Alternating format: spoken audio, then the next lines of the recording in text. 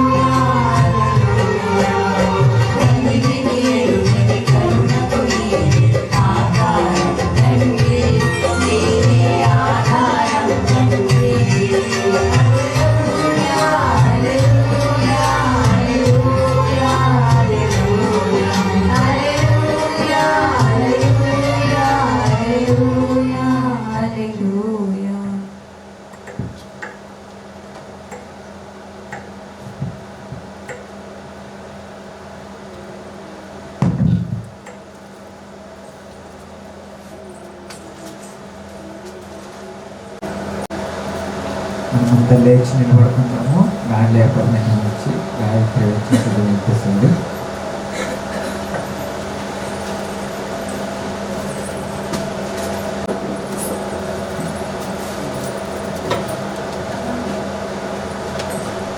నేను దేవుని కుమారుడను, నా తండ్రి ఆత్మీయ ఉన్నాడు. నేను కూడా ఒక శక్తివంతమైన ఆత్మను ఈ శరీరంలో నివసించుతున్నాను. నేను పూర్ణ శాంతి కలవాడని నా తండ్రి వలన కాపాడబడుతున్నాను. నా తండ్రి అయిన దేవుడు, ఆయన కుమారుడైన యేసుక్రీస్తు పరిశుద్ధాత్మ సహవాసంలో నేను వర్ధిల్లుతున్నాను. నేను ప్రశాంతమైన మనసుతో దేవుని యందు భయభక్తులు కలిగి ఈ జీవిత యాత్రను కొనసాగిస్తున్నాను. ఇప్పటి వరకు నా జీవితాన్ని ఆయన ఎంతో అందంగా అలంకరించాడు. ఇక మీదట కూడా అలంకరిస్తాడు. నేను ఆ పరలోకపు తండ్రి దయ వలన ఎంతో ఆరోగ్యకరమైన స్థితిలో, ఆనందకరమైన స్థితిలో, ఆశీర్వాదకరమైన రక్షణ స్థితిలో ఉన్నాను. నేను దేనికి భయపడను. నా తండ్రి నన్ను విడివడు, ఎడబాయడు. ఆమేన్.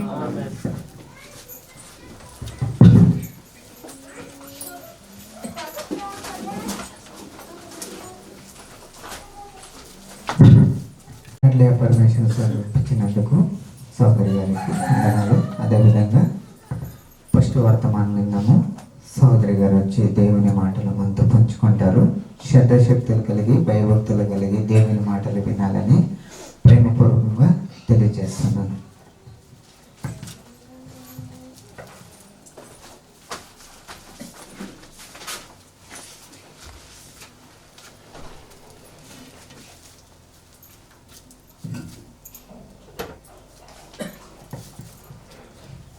చేరి వచ్చిన ప్రతి ఒక్కరికి నా హృదయపూర్వకమైన వందనాలు చెల్లించుకుంటున్నాను. ప్రియులారా, మనం కళ్ళు మూసుకొని ప్రార్థన చేసుకొని తర్వాత వాక్య భాగంలోకి వెళ్దామండి. దయచేసి కళ్ళు మూసుకోండి. పరిశుద్ధుడైన దేవ, మహోన్నతుడైన మా కన్న తండ్రి, నీ ఘనమైన నామానికి వేలాది స్తుతులు స్తోత్రములు చెల్లిస్తున్నాము తండ్రి. ఈ ఉదయకాలంలో తండ్రి నీ సన్నిధిలో ప్రతి ఒక్కరూ చేరి నీ మాటలు ధ్యానించి నీ మాటలు నేర్చుకోవడానికి తండ్రి తగ్గింపు స్వభావం కలిగి మమ్మల్ని అందరినీ సంగముగా చేర్చి నీ మాటలు నేర్పిస్తున్నందుకు వందనాలు చెల్లిస్తున్నాము తండ్రి. నీ పరిశుద్ధాత్మ సహాయం ద్వారా తండ్రి మాకు ఏది అవసరమో, మేము గొప్పవాళ్ళు కాదు కనుక తండ్రి మీరు యొక్క మాటలు తండ్రి మేము ధ్యానిస్తూ ఉండగా సమయోచిత జ్ఞానము మాకు దయచేస్తారని నమ్మొచ్చు. తగ్గింపు స్వభావం కలిగి తండ్రి మమ్మల్ని మేము తగ్గించుకుంటూ నీ నామాన్ని ఎక్కుపరుస్తూ నీ పరిశుద్ధాత్మ సహాయం ద్వారా తండ్రి మాకు నేర్పించే ప్రతి మాట ప్రకారముగా మేము నడవడానికి సహాయము చేయమని వేడుకుంటున్నాను. మరుగు చేసుకొని తండ్రి మీరే మాట్లాడింప చేయమని మీ మాటలు మా హృదయంలో భద్రముగా ఉంచుకొని దాని ప్రకారంగా మేము నడిచే వారంగా మమ్మల్ని తీర్చిదిద్దామని సంఘమంతటిని తండ్రి నీ పరిశుద్ధాత్మ రెక్కల నీడలు భద్రపరిచి తండ్రి నడిపించమని ఇంతవరకు సజీవ లెక్కల మమ్మల్ని నిలబెట్టుకున్నందుకు నీకే కృతజ్ఞతాస్తుతులు చెల్లిస్తూ నన్ను నీ చేతుల్లో పెడుతూ ఘనత మహిమ ప్రభావం మీకు ఒక్కరికి చెల్లిస్తూ యేసుక్రీస్తు నామములో వచ్చిన ప్రార్థన అడిగి వేడి పొంది ఉన్నాం మా కన్న తండ్రి. ఆమేన్. మరొక్కసారి మీకు అందరికీ వందనాలు చెల్లించుకుంటున్నాను. మనము ఈరోజు కూడా దేవుడు మనతో ఏం మాట్లాడతాడో మనము శ్రద్ధగా వినేదైతే, మనం చాలా వరకు అనుకుంటూ ఉంటాము మనము గొప్పవాళ్ళు, మనము జ్ఞానులు కదా, మనకు అన్ని జ్ఞానము తెలుసు కదా అంటే చాలా మనం అనుకుంటూ ఉంటాం. కానీ దేవుడు మనల్ని ఈ రీతిగా నిలబెట్టుకున్నాడంటే ఒక పరిస్థితిలో చిన్నప్పటి నుంచి కంటికి రెప్పల మమ్మల్ని కాచి కాపాడి మనము ఇంత వయసు వచ్చింది కనుక దేవుడు రక్షించి మమ్మల్ని నిలబెట్టుకున్నాడు. ఆయన రక్షించలేదనుకోండి మనము ఇప్పుడు నిలబడి మనము సత్యం తెలుసుకొని బోధించేవారం కాదు. కనుక మనము గర్వం పడకూడదు. ఇక్కడ ఎవరే కానివ్వండి, మనము నేర్చుకోబోయే ప్రతి ఒక్క మాటలను మనము చెప్పే వారంగా ఉన్నాము. మనము ఒక స్థితిలో మనకు ఏది తెలియదు, ఆ యొక్క స్థితిలో నుండి దేవుడు మనల్ని ఎన్నుకున్నాడు. కానీ మనము దేవుని పని అంటే ఏదో నేను చేయలేము, మేము చేయడం మాకు కుదరదు, మా వల్ల అవుతుందా లేక నా వల్ల అవుతుందా అంటే నేను అనుకుంటూ ఉంటాం. కానీ దేవుని పని చేయించుకోవడానికి చిన్నప్పటి నుంచి కంటి రెప్పల కాచి కాపాడాడు. అంటే కంటి రెప్పల కాచి కాపాడక ఉండుంటే మనము ఇక్కడొచ్చి నిలబడేవారం కాదు. మనము ఈ రోజున ఒక భక్తుని గురించి మనము ఆలోచన చేసేదైతే, మనం ధ్యానించేదైతే, చిన్నప్పటి నుంచి ఎలా కాపాడుకున్నాడు ఆయన, అన్న వేల మందిని నడిపించడానికి దేవుడు ఎంత తోడునీడుగా ఉండి ఆయన్ని కాచి కాపాడాడు అనేది మనం నేర్చుకునేదైతే ఒక మాటను మనం చూసుకుందామండి. నిర్గమకాండంలో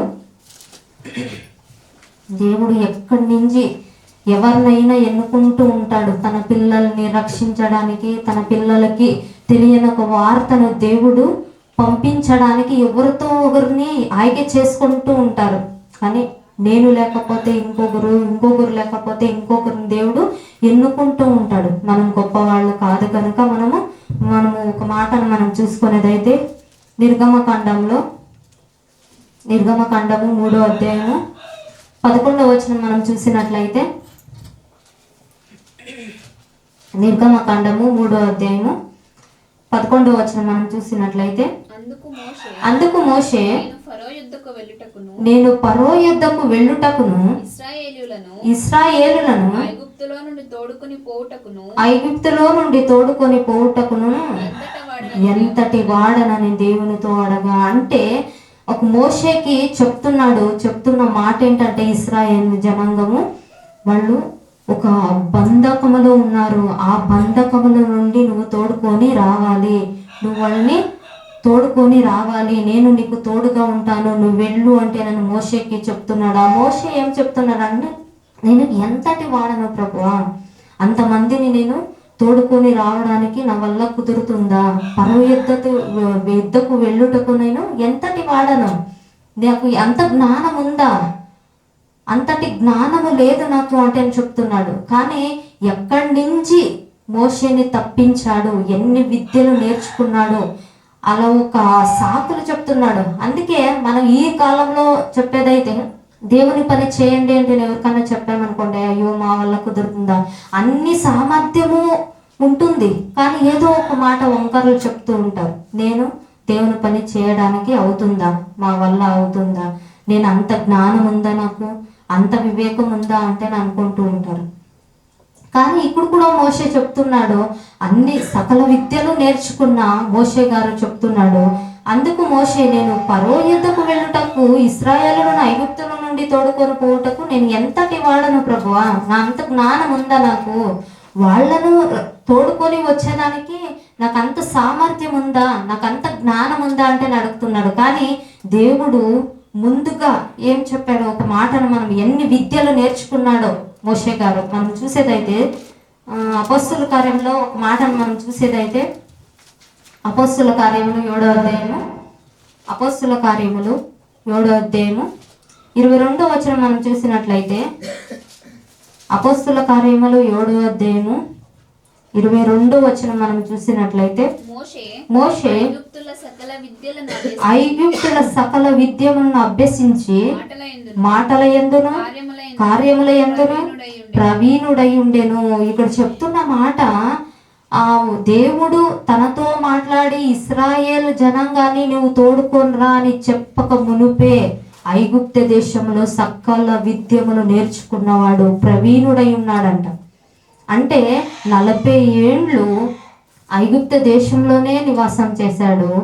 అంటే ఇక్కడ చెప్తున్న మాట, సకల విద్యములు అంటే మాటల యందును కార్యముల యందును ప్రతిదీ నేర్చుకున్నాడు.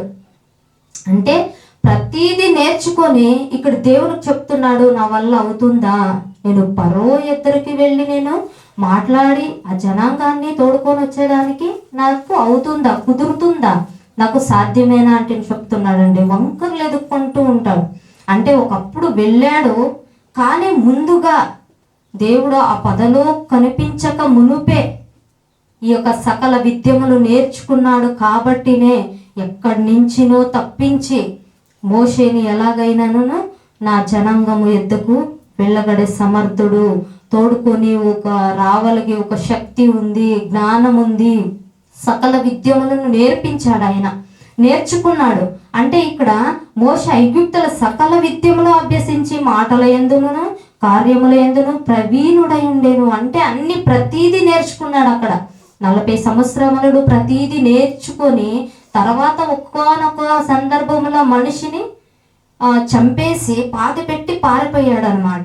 మిద్యాను దేశానికి పరవాసిగా వెళ్ళిపోయాడు. అక్కడ చెప్తున్న ఒక పొదలో చెప్తున్న మాట, నువ్వు వెళ్ళి ఇశ్రాయేల్ జనాంగాన్ని తోడిపించుకొని రా, నువ్వు పర యుద్ధకు వెళ్ళు, నా జనము యుద్ధకు నువ్వు వెళ్ళు, వాళ్ళని వాళ్ళకి నేను ఒక పద్ధతిని పెట్టాను. వాళ్ళకి ఏమి అంటే వాళ్ళకి పాలు తేనెలో ప్రవహించే పితరులకి ఒక వాగ్దానం చేసి ఉంటాడు. అలాంటి ఒక దేశము నేను ఇవ్వాలి, నువ్వు వెళ్ళు తోడుకొని రా అంటే చెప్తున్నాడు. ఇక్కడ ప్రతి ఒక్క విషయమును నేర్చుకున్నాడు. నేర్చుకొని దేవునికి చెప్తున్నాడు, నేనంతటి జ్ఞానవంతుడు కాదు, నేను వెళ్ళగలనా, అంత ఒక జ్ఞానం ఉందా నాకు అంటే చెప్తున్నాడు. అలాగే మనము ఇంకొక మాటను నిర్గమకాండంలో మనం చూసేదైతే నిర్గమకాండము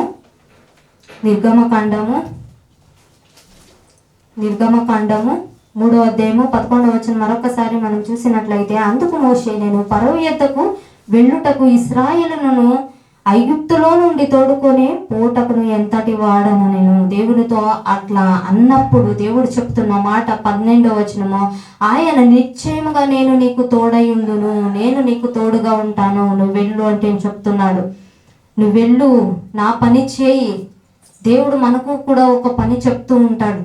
అంటే ఒక సత్యము తెలియని వారిని, బంధకంలో ఉన్న వారిని, ఒక బంధకంలో ఉన్న వారిని విడిపించడానికి మీరు కూడా మారి మనసు కలిగి వాళ్ళని రప్పించాలి, మీరు కూడా సంఘముగా చేర్చాలి, వాళ్ళకి సత్య సువార్త అందివ్వాలి అంటేనని చెప్తూ ఉంటాడు ఆయన మాటల ద్వారా.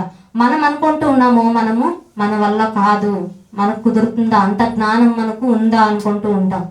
కానీ దేవుని పని చేయించడానికి ఎవరినైనా ఆయన పిలిపించుకుంటాడు, ఎవరినైనా నిలబెట్టుకుంటాడు. అంత సామర్థ్యము, అంత శక్తి ఆయనకు ఉంది. కాబట్టి ఇక్కడ మోషే గారిని ఎన్నుకుంటున్నాడు, తన జనాంగం యుద్ధకు పంపించడానికి ఆయన ఎన్నుకుంటాడు. ఆయన చెప్పే ఒక మాటలు మనం చూసినప్పుడు సోది చెప్తూ ఉంటాడు. అంటే నా వల్ల అవుతుందా, ఇన్ని విద్యలు నేర్చుకున్న మోషే గారు వెళ్ళడానికి కుదురుదో ఏమో, నాకు నోటి మాంద్యము ఉంది అని చెప్తూ ఉంటాడు. అలాగే మనం చూసేదైతే 4వ అధ్యాయము 1వ వచనం మనం చూసేదైతే, అందుకు మోషే, చిత్తగించుము, వారు నన్ను నమ్మరు, నా మాట వినరు, యెహోవా నీకు ప్రత్యక్షము కాలేదందరు అని ఉత్తరమీయగా, యెహోవా నీ చేతిలోనిది ఏమిటి అని అడిగెను. అందుకతడు కర్ర అనేను. అంటే ఇక్కడ చెప్తున్న మాట, మోషే చెప్తున్న మాట ఏంటంటే, అందుకు మోషే, చిత్తగించుము, వారు నన్ను నమ్మరు, నేను వెళ్ళినప్పటికీ దేవుడు నన్ను పంపించాడు, మిమ్మల్ని ఫరో యుద్ధ నుంచి విడిపించడానికి నన్ను పంపించాడు, దేవుడు చెప్పాడు గనక నేను వచ్చానని చెప్పినాను, వాళ్ళు నా మాట వినరు అని చెప్తాడు. అందుకే దేవుడు చెప్తాడు, నీ నోటి మాటకు నేను తోడై ఉండును, నువ్వు వెళ్ళు అంటే చెప్తూ ఉంటాడు.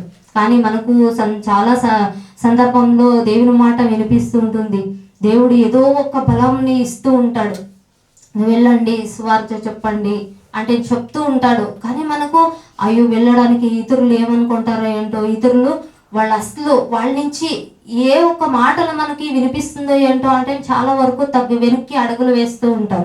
కానీ ముందుకు వెళ్ళేదైతే దేవుడు మన నోటికి సహాయకుడుగా ఉంటాడు. తెలియని వారికి, పాపంలో అంధకార రీతిలో పడి ఉన్న వారికి మనం సత్యం ప్రకటించడానికి మనం ముందుకు వెళ్ళేటప్పుడు మనకు దేవుడు తోడుగా ఉంటాడు. అలాంటి వారంగా మనం ముందుకు అడుగులు వేసే వారంగా ఉండాలి. అలాగే మనము చూసేదైతే, నీ చేతిలోనిది ఏంటి, అక్కడ కార్యాన్ని చూపిస్తున్నాడు దేవుడు. ఒక కర్ర వేసిన వెంటనే అది పాము అయిపోతుంది. నేను నీకు తోడుగా ఉన్నాను అనేకి ఉదాహరణ చూపిస్తున్నాడు అక్కడ మోషే గారికి.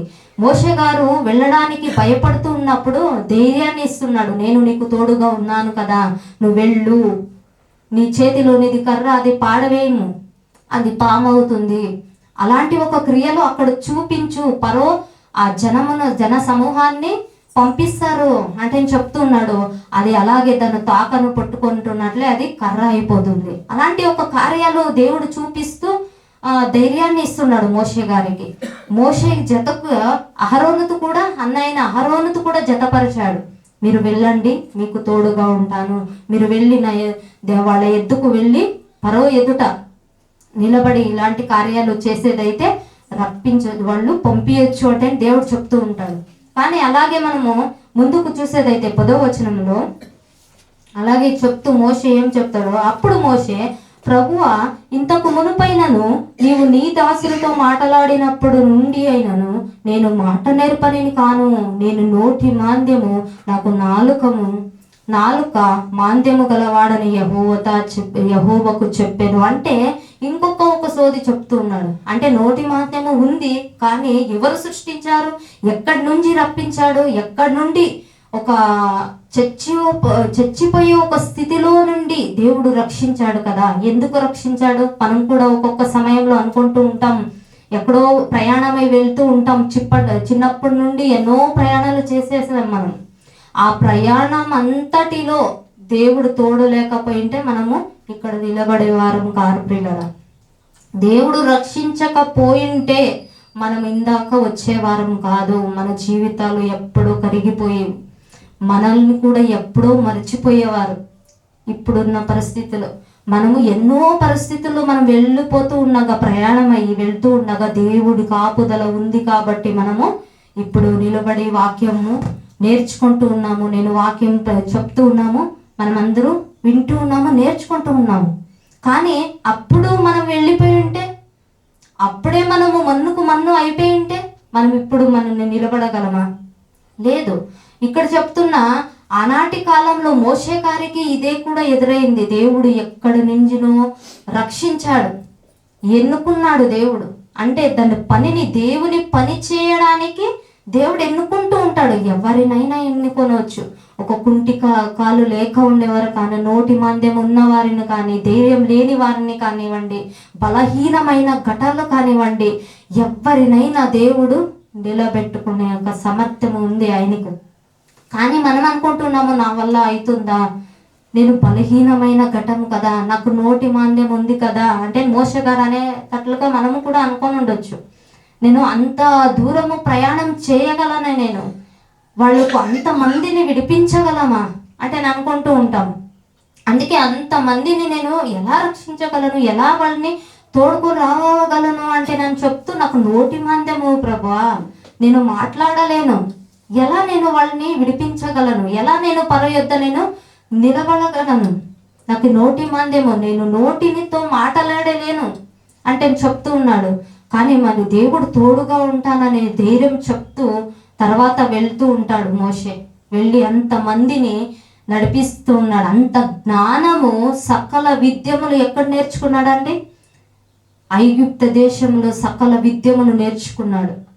అలాంటి ఒక మోషే ఇక్కడ చెప్తున్న మాట, మిద్యాను దేశంలోకి వెళ్ళిపోయిన తర్వాత ఆ పొదలో దేవదూత ప్రత్యక్షమై చెప్తున్న మాట, నువ్వు వెళ్ళు, నీకు తోడై ఉంటాను అంటే నన్ను చెప్తున్నాడు. అలాగే మనము మరొక్కసారి ఆ మాటను చూసేదైతే, అప్పుడు మోషే, ప్రభువా, ఇంతకు మునుపైనను నీవు నీ దాసునితో మాట్లాడినప్పుడు నుండినైనాను నేను మాట నేర్పరును కాను. నేను నోటి మాంద్యము, నాలుక మంద్యము గలవాడను యెహోవాతో చెప్పగా, యెహోవా మానవులకు నోరిచ్చిన వాడెవడు? దేవుడు చెప్తున్నాడు మోషేకు, మానవులకు నోరిచ్చిన వాడెవడు? మూగవాణిగాను చెవిటిగానైనను, 11వ వచనం, మూగవాడిగానను చెవిటివాణిగానను దృష్టి గల వాణిగానైనను గుడ్డివాణిగానను పుట్టించిన వాడెవడు?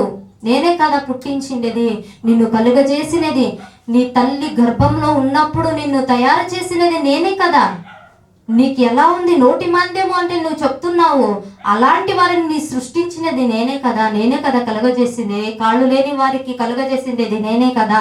ప్రతి ఒక్కరిని నేను సృష్టించినది నేనే కదా, నాకు చెప్తావు ఏంటి అంటేనని దేవుడు ప్రశ్నిస్తున్నాడు.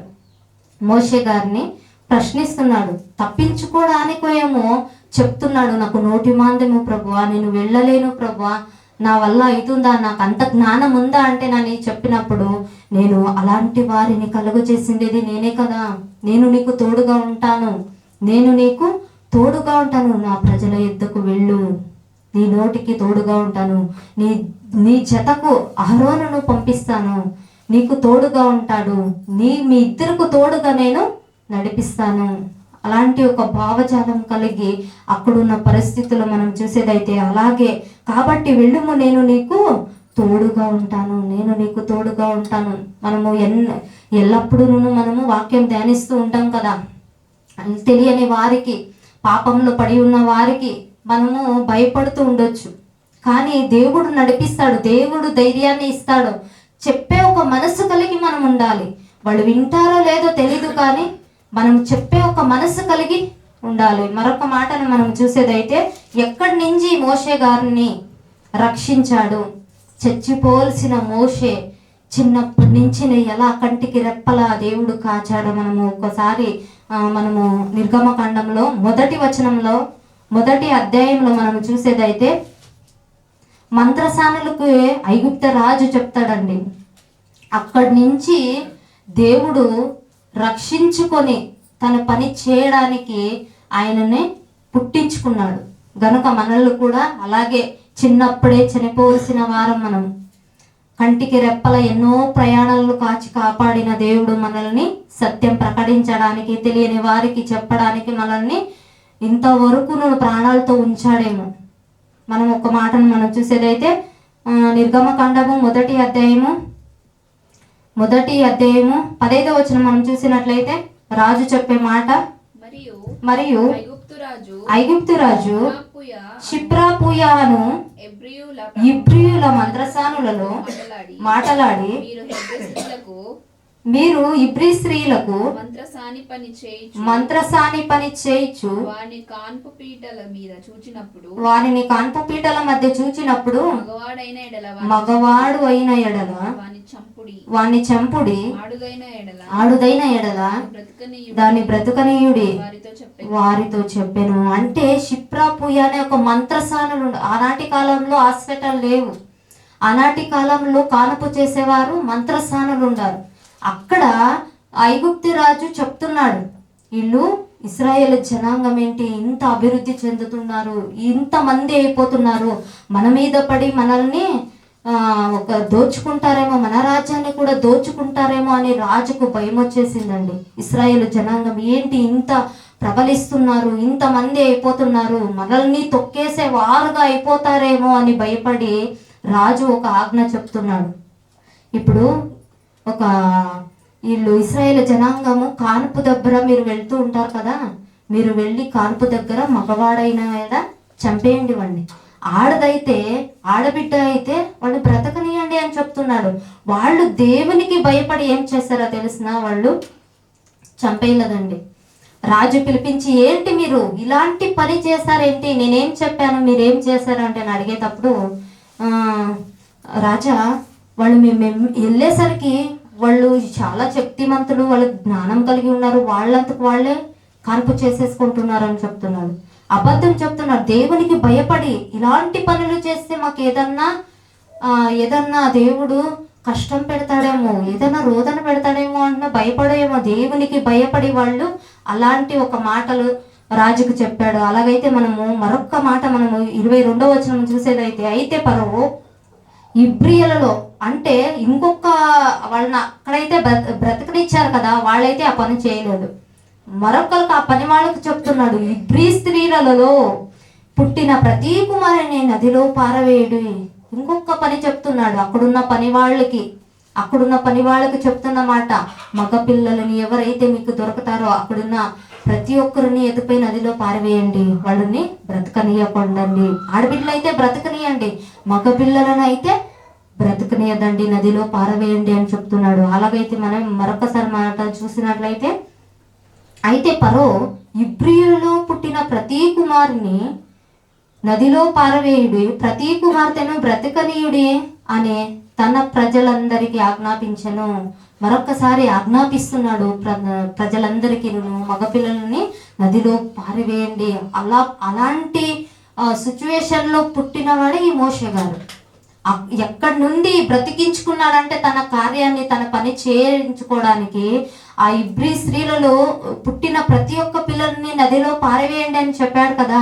అలాంటి ఒక సందర్భంలో పుట్టినవాడే ఈ మోషే గారిని అక్కడి నుంచి ఎలా తప్పిస్తున్నాడంటే, నిజంగా సిప్పోరా ఎంత జ్ఞానవంతురాలై కుమారునికని వాళ్ళకి దొరకనివ్వకున్నట్లు 3 నెలలు దాచిపెడుతుందంటే. అలాగే చూడండి మొదటి వచనం మనం చూసేదైతే 2వ అధ్యాయము 1వ వచనము, లేవి వంశస్థుడు ఒకడు వెళ్ళి లేవి కుమార్తెను వివాహము చేసుకొనెను. ఆ స్త్రీ గర్భవతి అయి కుమారుని కని వాడు సుందరుడై ఉండుట చూచి 3 నెలలు వారిని దాచెను. అంటే పిల్లలను దాచడం చాలా కష్టం అండి. అలాంటి ఒక పరిస్థితిలో దాచిందంటే ఎలా దాచిందో, ఆ సౌండ్ అయినా ఒకరికి తెలిసిందో లేదో తెలియదు, కానీ ఒంటరిగా ఉన్నారో ఏంటో అది కూడా మనకు ఇక్కడ తెలియడం లేదు. కానీ ఆ సిప్పోరా జ్ఞానం కలిగి, నా బిడ్డ చాలా అందంగా ఉన్నాడు, ఎలాగైనా సరే కాపాడాలి అనుకొని 3 నెలలు దాచిపెట్టిందంటండి. 3 నెలలు దాచిపెట్టి ఇంకా దాచలేము అనుకొని నీళ్ళు ఒక జమ్ము పెట్టి చేసి ఆ నీళ్లు వదిలేసింది. అక్కడ వచ్చినప్పుడు అలాగే చూస్తూ పరొక కుమార్తె నదిలో స్నానం చేసేటప్పుడు ఆ పెట్టె చూసి, నేను నా కుమారునిగా నేను పెంచుకుంటాను అంటేనని తీసుకొని వెళ్ళి అదే ఒక సిపోరనే తీసుకొని పాలిచ్చి పెంచేటట్లుగా దేవుడు కృప చూపించాడు. అక్కడ నుండి మోషే గారిని ఎన్నుకున్నాడు. ఎందుకోసము? నా పని చేయాలి, నువ్వు నా పని చేయాలి, నా యొక్క జనాంగానికి నేను ఇచ్చిన ఒక మాటను నిలబెట్టాలి. నువ్వు వెళ్ళి ఫరో యుద్ధకు వెళ్ళి నువ్వు ఇశ్రాయేలు జనాంగాన్ని నువ్వు తోడుకొని రావాలి అనే ఒక సంకల్పం నెరవేర్చడానికి మోషేని ఎన్నుకున్నాడు. ఆనాడు మోషే గారిని ఎన్నుకుంటే ఇప్పుడు మనల్ని ఎన్నుకుని ఒక పాపమైన అంధకారంలో స్థితిలో పడి ఉన్న వారిని ఆ బంధకంలో విడిపించడానికి మనల్ని దేవుడు ఎన్నుకుంటున్నాడు. గనక మనము పుట్టుక పరమార్థము తెలుసుకోవాలి. మనం ఎందుకు పుట్టాము? ఈ రోజున మనము చూసేదైతే మనం ఎందుకు పుట్టాము? దేవుని పని చేయడానికి వెనుతిరిగి పోకూడదు. మనము దేవుని పని చేయడానికి ముందడుగులు వేయాలి. దేవుడు నా కోసం ఏది ఉంచాడు, ఆయన పని ఏంటి, మొదట ఆయన పని ఏంటి, దేవుడు నా ద్వారా ఏం చేయించుకుంటాడు, ఆయన పని చేయడానికే మనము సిద్ధపడాలి. ఈ రోజుల్లో చాలా వరకు మనకి ఏది కావాలో అదే చూసుకుంటూ ఉంటారు. కానీ దేవుని పని ఏంటో, ఆయన చిత్తం ఏంటో తెలుసుకునే వారంగా ఉండాలి. మనం అలాంటి వారంగా ఉండాలని మోషే గారు పుట్టిన ఒక పరమార్థము ఈ రోజున మనం తెలుసుకున్నాం. అలాంటి ఒక రీతిలో చనిపోవలసిన మోషే గారిని ఆ జన సమూహాన్ని రక్షించడానికి, తోడుకోరాడానికి, ఒక సకల విద్యమును నేర్చుకొని ప్రవీణుడై ఉన్న మోషే గారిని దేవుడు ఎన్నుకున్నాడు. కనుక మనము ఏ స్థితిలో ఉన్నాను సత్యాన్ని వెంబడించే వారంగా ఉండాలని, నేను ముందుకు అడుగులు వేస్తూ ఆయన పని చేసే వారంగా, సోది చెప్పక ఏదినూ నా వల్ల అవుతుందా, నా వల్ల కుదురుతుందా అనే ఒక భావన కలిగి ఉండక జ్ఞానంతో మనం ముందుకు అడుగులు వేస్తూ ఉంటే దేవుడే ఆ జ్ఞానాన్ని ఇస్తాడు. అలాంటి వారంగా మనం ముందుకు అడుగులు వేస్తూ సత్యాన్ని వెంబడించే వారంగా ప్రతి ఒక్కరు ఉండాలని నేను మనస్ఫూర్తిగా కోరుకుంటూ నా యొక్క మాటలు ముగిస్తూ మనం కళ్ళు మూసుకొని ప్రార్థన చేసుకుందాం. ప్రియులారా, పరిశుద్ధుడు అయిన దేవ, మహోన్నతుడు అయిన మా కన్న తండ్రి, నీ ఘనమైన అతి శ్రేష్టమైన నీ గొప్పదైన నామానికి వేలాది స్తుతులు స్తోత్రములు చెల్లిస్తున్నాం తండ్రి. ఇంతవరకు ప్రభు విలువైన మాటలు తండ్రి మాకు వినిపింపజేశారు తండ్రి.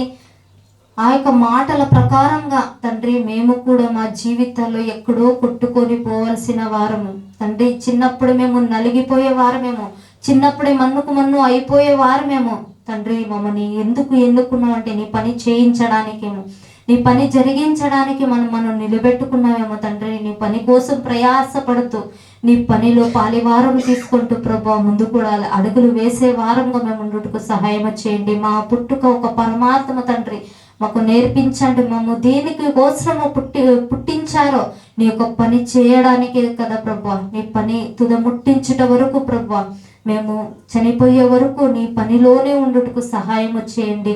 మా పనులను తండ్రి చక్క పెట్టుకొని తండ్రి నీ యొక్క పనులు వైపు మేము అడుగులు వేసే వారంగా తండ్రి మమ్మల్ని నిలబెట్టుకొని మీరే నడిపించమని, మీరు తోడు నీడుగా ఉంటానని తండ్రి మోషేకు చెప్పిన ఒక మాట మాకు కూడా తండ్రి ఈనాటి కాలంలో సత్యం ప్రకటిస్తున్న తండ్రి ప్రతి ఒక్కర అడుగు జాడలలో మీరు ఉంటానని తండ్రి మీరు వాగ్దానం చేశారు కనుక మేము తండ్రి అట్టి త్రోవల నడువుటకు మాకు జ్ఞానమును వివేకాన్ని తండ్రి నడిపించమని, మా సంఘాన్ని అభివృద్ధి పరచమని, సత్యం వైపు అడుగులు వేస్తూ తండ్రి నీ యొక్క జ్ఞానంలో నడచడానికి సహాయము చేయమని నన్ను నేను తగ్గించుకుంటూ నీ నామాన్ని ఎక్కువపరుస్తూ ముందున్న సమయము తండ్రి నీ వాక్యము విత్తబోతుండగా నీ పరిశుద్ధాత్మ సహాయం ద్వారా నీ కుమారుడితో మాట్లాడింపజేయమని ఘనత మహిమ ప్రభావం మీకు ఒక్కరికి చెల్లిస్తూ యేసుక్రీస్తు నామములో వచ్చిన ప్రార్థన అడిగి వేడి పొంది ఉన్నాం మా కన్న తండ్రి, ఆమేన్. మరొకసారి అందరికీ వందనాలు చెల్లిస్తూ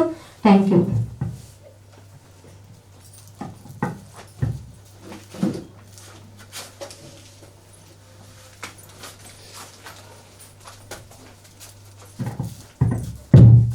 మంచిదండి. విలువైన మాటలు సహోదరి ద్వారా మనం విన్నాం. మనం ఎలా ఉండాలంటే ఈ లోకంలో ఇతరులకి దేవుని మాటలు చెప్పే రీతిగా ఉండాలి. దేవుని పని అంటే మన పని కంటే ఇంపార్టెంట్ దేవుని పని. ఎందుకంటే మనము సంఘములో ఉన్నాం. దేవుడు మనల్ని ఎన్నుకొని ఈ రీతిగా మనల్ని సంఘంలో కూర్పెట్టాడు. ఆ వివేకాన్ని మనకందరికీ ప్రసాదించాలని నేను కూడా దేవుణ్ణి మనసారా కోరుకుంటున్నాను. అదేవిధంగా మంచి విలువైన మాటలు సహోదరి గారు మనతో పంచుకున్నందుకు సంఘం తరపున వందనాలు సహోదరి గారికి. అదేవిధంగా ఒక పాట పాడుకుందాం.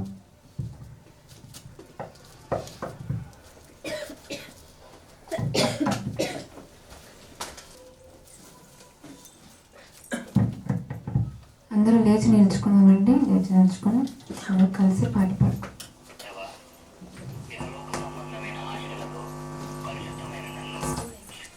చేసావు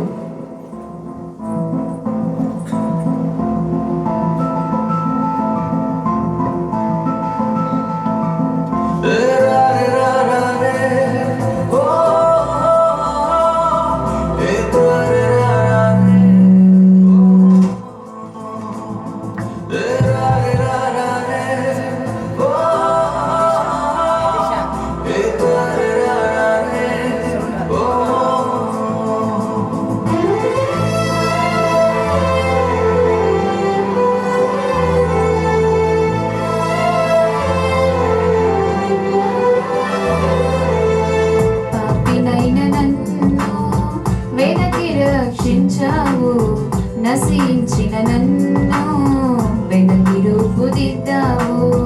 పాపినైన నన్ను వెనక్కి రక్షించావు. నశించిన నన్ను వెనక్కి రూపుదిద్దావు. ఏమిచ్చి నీ రుణం నే తీర్చగలను? ఏమిచ్చి నే నిన్ను రక్షించగలను? అందుకో దేవా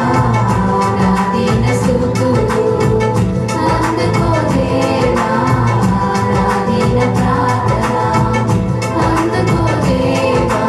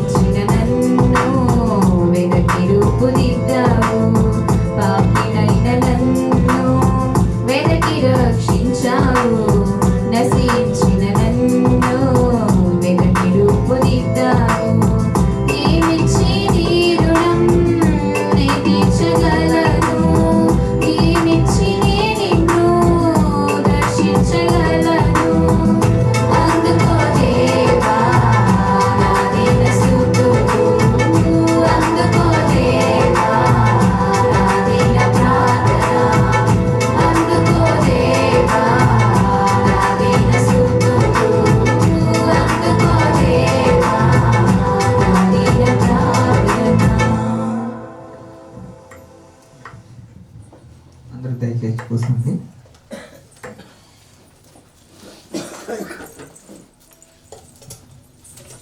రెండో వర్తమానం కూడా మనం విందాము. వీలైన మాటలు అన్నయ్య గారి ద్వారా మనం వినాలని ప్రేమపూర్వకంగా తెలియజేస్తున్నాను. అన్నయ్య గారికి సమయం ఇస్తున్నాను.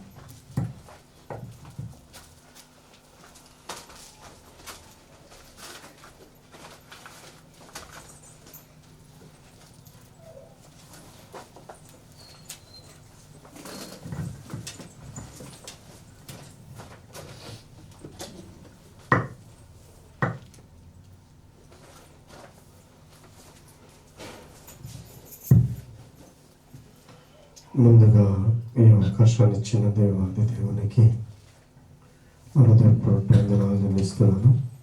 చేరి వచ్చిన మీకు కూడా హృదయపూర్వక వందనాలు చెల్లిస్తున్నాను. మంచి సమయానికి మనం వచ్చాము. మంచి దినంలోనికి మనల్ని కరుణించి ప్రవేశపెట్టిన దేవాది దేవునికి మహిమ కలుగును కాక. మనం కళ్ళు మూసుకొని ప్రార్థించుకొని మరొకసారి లోతైన దేవుని భావాలు, దేవుని మాటలు తెలుసుకుందాం. మన జీవితాలు మరింత చక్కపరచుకుందాం. దేవుని వాక్యంలో ఉన్నటువంటి వెలుగులో మన చీకటి అంతటిని పారదాం. వెలుగు సంబంధులుగా జీవితం అలాంటి ధన్యతలోనికి దేవుడు మనల్ని నడిపించును కాక. కళ్ళు మూసుకొని ప్రార్థించుకుందాం. పరిశుద్ధుడా, మహోన్నతుడా, సర్వోన్నతుడా, సర్వశక్తివంతుడా, సర్వాధికారి, అనేకమైన స్తోత్రములు మనం చెల్లిస్తున్నాం ప్రభా. ఈ అవకాశాన్ని మరొకసారి మమ్మల్ని కనికరించి మాకిచ్చిన ఈ అవకాశమును బట్టి మీకు కృతజ్ఞతా స్తుతులు చెల్లిస్తున్నాము. నీ చిత్తానుసారముగా, నీ ఇష్ట ప్రకారముగా నీ మాటలను మేము అర్థం చేసుకోవడానికి మరింత లోతైన భావాలు, నీ మనస్సును తెలుసుకోవడానికి మేము వస్తున్నాం. మాకు సహాయం చేయండి తండ్రి. మా బలహీనత అంతా తీసివేసి, మాకున్న అంధకారమైన ఆలోచనలన్నీ తీసివేసి, సాతాను ఆలోచనలకు మా ఆలోచనలు చేర్చి చెడిన కార్యాలన్నిటిలో నుండి విడిపించి, ఆలోచనలన్నిటిలో నుండి విడిపించి, మీ ఆలోచనలోనికి ఆలోచన జతపరిచి ఈ మాటలు నేర్చుకోవడానికి సహాయం చేయమని యేసయ్యా నీ అతి పరిశుద్ధమైన నామమున చిన్న ప్రార్థన పాద సన్నిధిలోనికి సమర్పించుకొని వేడుకొని సమస్తములో మహిమను నీకే సమర్పిస్తూ యేసయ్యా నీ చిత్తానుసారంగా నేర్చుకోవడానికి మీరే నీ పరిశుద్ధాత్మ సహాయముతో నడిపించమని నీ సహాయం కోరుతూ ఈ ప్రార్థనని పరిసరలో సమర్పిస్తున్నాను నా కల తండ్రి. ఆమేన్. ప్రభు పేరిట వచ్చిన అందరికీ మరొకసారి నా హృదయపూర్వక వందనాలు చెల్లిస్తున్నాను.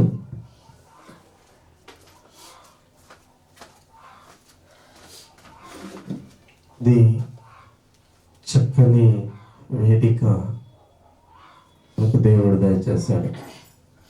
ఎందుకంటే ఆయన మాటలు నేర్చుకోవడానికి, తెలిసిన దాన్ని పంచుకోవడానికి, ప్రార్థన ఎలా చేయాలి, దేవుడు మన కొరకు ఏం చేశాడు, మనం ఆయన కొరకు ఏం చేయాలి అన్న విషయాలు మనకు తెలిసినంత మట్టుకు మనం ధ్యానించుకోవడానికి మంచి వేదిక దేవుడు మనకిచ్చాడు. అందును బట్టి ఆయన మహోన్నతమైన నామానికి వందనాలు చెల్లిస్తున్నాను. మరొకసారి ఇంతవరకు మనం చాలా విషయాలు నేర్చుకున్నాం, విన్నాం.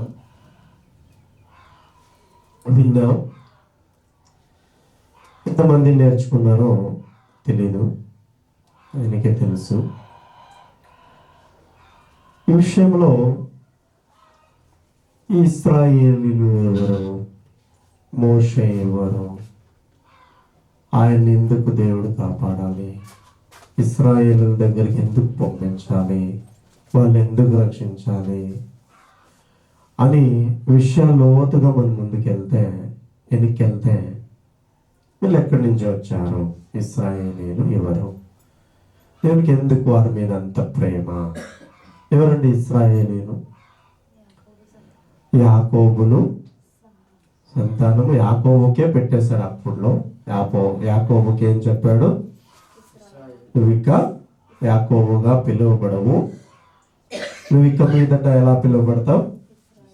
ఇశ్రాయేలుగా నీకు నామకరణం చేస్తున్నానని చెప్పాడు. ఆటి నుంచి స్టార్ట్ అయింది ఇశ్రాయేలీలు. అర్థమైంది కదా? మనం జ్ఞాపకం పెట్టుకోవాలి ఇలాంటి విషయాలు. వీళ్ళు ఇశ్రాయేలీలు ఎవరు? మేము ఇండియా వాళ్ళు కదా, వీళ్ళ గురించి మేము ఎందుకు నేర్చుకోవాలి అని కూడా మనము బుద్ధివంతులైతే వాళ్ళు క్వశ్చన్లు వేసుకుంటారు. ఎందుకు వాళ్ళ గురించి మేము ధ్యానించాలి అని కూడా అనుకోవచ్చు. దేవుడు మొదటి నుంచి దైవ గ్రంథంలో ఏం చెప్పాడు? మనల్ని రక్షించడానికి దైవ గ్రంథాన్ని ఇచ్చాడు. తన మాటను వినేవారి కొరకై ఏం చేస్తున్నాడు? ఆయన మొదటి నుంచి చూస్తున్నాడు. వినేవారి గురించి చూస్తున్నాడు. ఎవరు వింటారా అన్న మాట అని చూస్తున్నారు. ఆ ఇశ్రాయేలీల వరకు ఒక్కొక్కరిని చూస్తూ వచ్చాడు, ఒక్కొక్కరిని పరీక్షిస్తూ వచ్చాడు. ఎక్కడి నుంచి వచ్చాడు? మొదటగా ఆదాముకి ఇచ్చాడు, ఆదాము వినలేదు. కయ్యను పుట్టించాడు, కయ్యను వినలేదు. ఏబేలు వినేవాడు, కయ్యను చంపేశాడు. ఇవన్నీ జ్ఞాపకం ఉంటే మనకి బైబిల్ అర్థమవుతుంది. ఇవన్నీ ఏది నాకు జ్ఞాపకం ఉండదండి, వస్తున్నాను, వింటున్నాను, పోతున్నాను అంటే మనకి ఏది అర్థం కాదు. ఇప్పుడే చెప్తాను నేను. ఇది మనకు అర్థం కావాలంటే, దైవ గ్రంథం మనకు అర్థం కావాలంటే, దేవుని మాటలు మనకు అర్థం కావాలంటే, స్టార్టింగ్ నుంచి ఏం నడిచిందో, గ్రంథంలో ఏమి నడిచి గతించిపోయాయో, ఏమి లిఖించబడ్డాయో, ఏం చదువుకుంటున్నామో, ఏం ధ్యానిస్తున్నామో, అవి మనకు అర్థం కాకపోతే బైబిల్ ఎన్నటికీ అర్థం కాదు.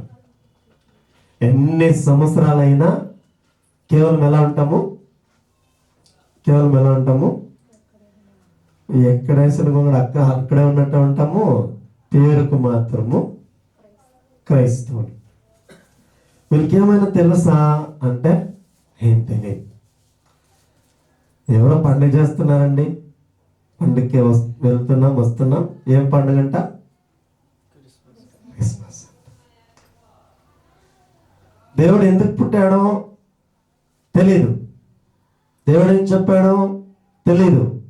ఎన్ని సంవత్సరాలు అయింది మీరు వచ్చి?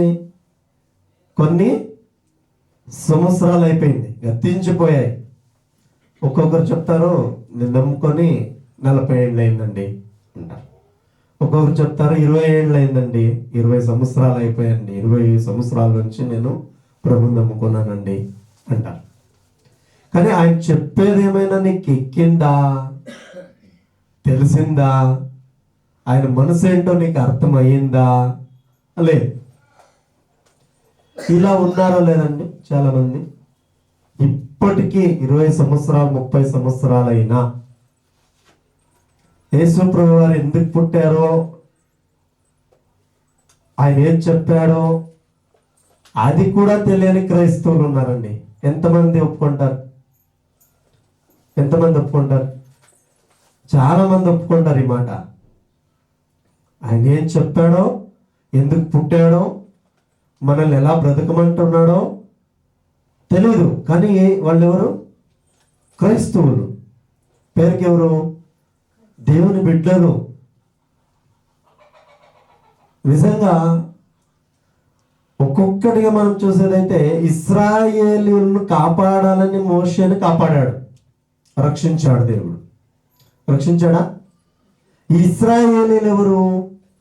యాకోబు నుంచి స్టార్ట్ అయిన వారు జనాంగంగా మారిపోయారు. అక్కడి నుంచి ఏమైపోయారు? జనాంగాన్ని ఏర్పరచుకున్నాడు దేవుడు. అంతవరకు ఒక్కొక్కడినిగా చూస్తూ వస్తున్న దేవుడు ఎవరైనా ఒక్కడు వింటే చాలు, వానితో నా పని చేసుకుంటాం, నా పని చేయిద్దాం అని చూస్తున్న దేవుడు జనాంగానిగా మార్చేశాడు అక్కడి నుంచి. ఇప్పుడు జనాంగమే నా వారు అనుకున్నాడు దేవుడు. వారిని విడిపించాలని మోషేని పిలిచాడు. మోషే చాలా కార్యాలు చేశాడు, చాలా చేశాడు. ఒక్కటి పొరపాటు వల్ల వాగ్దాన దేశానికి వెళ్ళలేకపోయాడు. ఒకే పొరపాటు ఏమైంది? వాగ్దాన దేశానికి కాలు పెట్టలేకపోయాడు. ఇప్పుడు అదే జనాంగంలో జీవించాలని, ఆ దేవుణ్ణి సేవించాలని, ఆయన మాట వింటూ ఆయన నీడలో బ్రతకాలని, ఆయన మాకు ఆశ్రయంగా ఉంటే బాగుంటుంది, ఆయన మాకు దేవుడుగా ఉంటే బాగుంటుంది, ఆయనే మాకు నిజమైన దేవుడని నమ్ముతూ వస్తున్న జనాంగం మనం. ఎవరు మనము? క్రైస్తవులు. ఎవరు? క్రైస్తవులు. ఇశ్రాయేలు జనాంగం నుంచి ఎక్కడికి వచ్చేసాం? ఇప్పుడు క్రైస్తవుల దగ్గరకు వచ్చేసాం. ఇప్పుడు క్రైస్తవులుగా ఉంటున్న మనము ఆయన ఏం చెప్పాడో, ఆయన ఏం నేర్పించాడో అది నేర్చుకోకపోతే మనం ఎప్పటికీ క్రైస్తవులుగా, నామకార్థ క్రైస్తవులుగానే ఉంటాం. ఇది సత్యం. ఏం తెలుసుకోవాలి మనము? మొదట దేవుడు మనిషిని సృష్టించాడు, నా మాట వినేవాడు కావాలనుకున్నాడు. వినేవారు దొరికారా? ఎంతవరకు దొరకలేదు. 7 తరములు గతించాక ఒక్కడు దొరికాడు. ఆయన కూడా ఎవరు? ఆనోకు. ఆయన కూడా తీసుకున్నారు. మరలా ఎవరు వచ్చారు? నోవాహు గారు వచ్చారు. బాగా జ్ఞాపకం పెట్టుకోవాలి. స్టార్టింగ్ నుంచి బైబిల్ మనకు అర్థం కావాలంటే ఏమేమి నడిచింది, దేవుడు ఏమేమి చేశాడు, ఎవరిని ఆಯ್ಕೆ చేసుకున్నాడు, ఎవరి తర్వాత ఎవరిని ఆಯ್ಕೆ చేసుకున్నాడు అన్నది జ్ఞాపకం పెట్టుకోవాలి. నోవాహు తర్వాత ఎవరు వచ్చారండి దేవుని దృష్టిలోనికి? అబ్రహాం వచ్చాడు. ఆయన కూడా నోవాహు ఒక సంతానంలో నుండినే వచ్చాడు. ఎవరి వంశంలో నుంచి వచ్చాడు? నోవాహుకు చూడండి ఒకసారి. షేము ఎవరు? నోవాహు కొడుకు. ఎందరండి కొడుకులు నోవాహుకు? 3 కొడుకులు. Very good. బాగా చదువుతున్నారు దేవారు. 3 కొడుకుల్లో మొదటి కొడుకు సంతానం ఎవరు? షేము. షేము సంతానములో అబ్రహాము పుట్టాడు. సరేనా? ఎవరి సంతానంలో పుట్టాడు? షేము సంతానంలో పుట్టాడు. ఒకసారి చూడండి, ఒకసారి మనము స్టార్టింగ్ నుంచి వచ్చేదైతే చూడండి, ఆదికాండం 10వ అధ్యాయము 1వ వచనము. ఆదికాండం 10వ అధ్యాయం 1వ వచనము.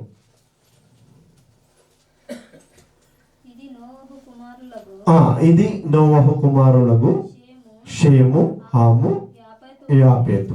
ఇది షేము ఎవరండి? మొదటి కుమారుడు. దేవుడు చెప్పిన పని యావత్తును చేశాడని పోయిన వారం మనం నేర్చుకున్నాం. ఎవరు చేశారని?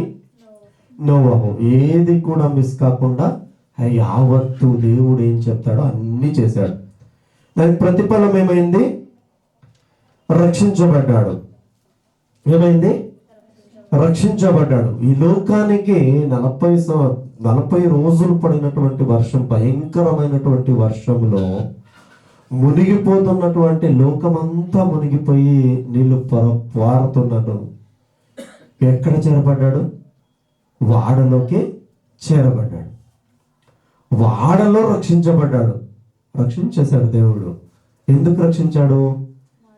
మాట విన్నాడు కాబట్టి, ఏం చెబితే అది ఖచ్చితంగా చేశాడు కాబట్టి రక్షించేశాడు కదా. ఇప్పుడు సంఘంలోనికి వచ్చాం కదా, మనము సంఘంలోనికి వచ్చాం. ఎక్కడి నుంచి వచ్చాం? లోకంలో నుండి వచ్చాం. ప్రతి వారము దేవుణ్ణి ఆరాధించాలి, స్తుతించాలి, దేవుని మహిమపరచాలని చాలా రోజుల నుండి వింటున్న వారమే. చాలా మంది వస్తున్నారా సంఘానికి? వస్తున్నారా? కొంతమంది ఏమవుతున్నారు?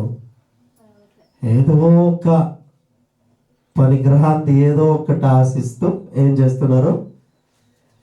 వీళ్ళెప్పుడు చూసేదే, వీళ్ళెప్పుడు వినేదే, ఏం లే వారం పోకుంటే ఏమి అనేవాళ్ళు కొంతమంది, పోకుండా పర్లేదులే అనే కొంతమంది, ఏమైపోతుందిలే పోకపోతే ఏమైపోతుందిలే కొంతమంది. నిజంగా ఆనాటి కాలంలో దేవుని మనస్సు ఎరిగిన వారు ఎలా ఆలోచించారో తెలుసా? చూడండి, కీర్తనల గ్రంథము 84వ అధ్యాయము. కీర్తనల గ్రంథము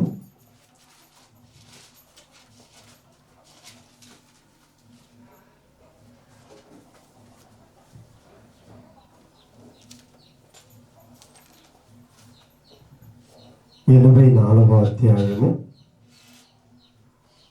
10వ వచనం చూడండి ఒకసారి. నీ ఆవరణములో